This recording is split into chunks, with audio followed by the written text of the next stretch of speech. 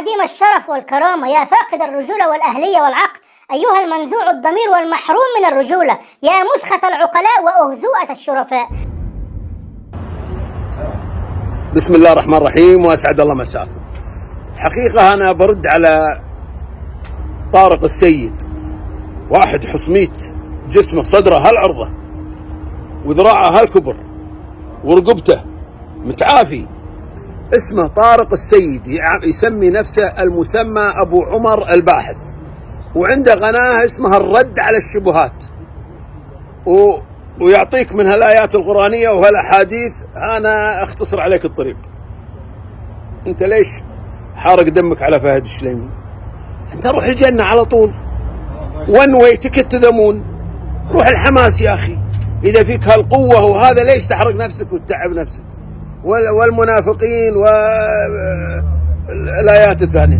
ظن المنافقون أن الله لن يكشف أمرهم لعباده المؤمنين، لكن الله تعالى يكشف أمرهم ويجليه حتى يفهمه الناس. وهكذا من كفر أحدا وقال أنت كافر أو يا كافر وليس كذلك، صار القائل هو الكافر. وفي هذا دليل على أن هذا من كبائر الذنوب، لأن النبي صلى الله عليه وسلم توعد هذا القائل أن يكون هو الذي يتصف بهذه الصفة. حنا أطيب منك وأحسن منك. أنت تقول أنك باحث ديني، ألفاظك مو ألفاظ باحث ديني، ألفاظ واحد شوارعي صراحة. أنت مع حماس وتبي تحارب اليهود، لا تقعد ورا ميكروفون، احمل حالك وعليهم، ورني صدرك هذا عرضة متعافي مثل صدر الحمار. زين انت روح حارب، انت مثل الحمار الذي يحمل اسفارا، دارس ومعهد شرعي وكذا، الفاظك بعيدة عن كل التخصصات اللي درستها. والجميل ان الشليمي لم يحمل الصهاينة اي ذنب في انهم قتلوا المسلمين في غزة، بل القى باللوم فقط على حماس.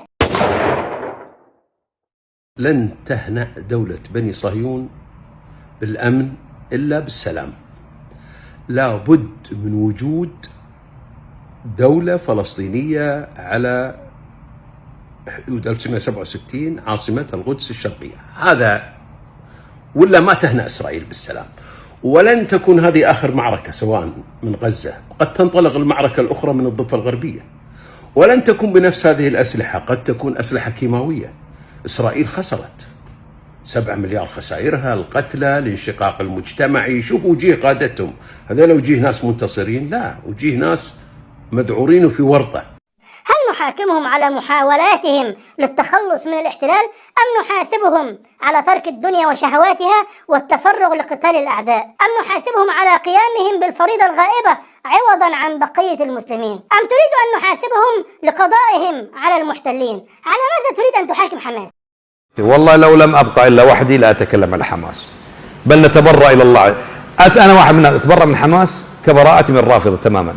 والله كسر قلوب المسلمين، والله هذه نكسة للمسلمين بسبب أحلاف الرافضة.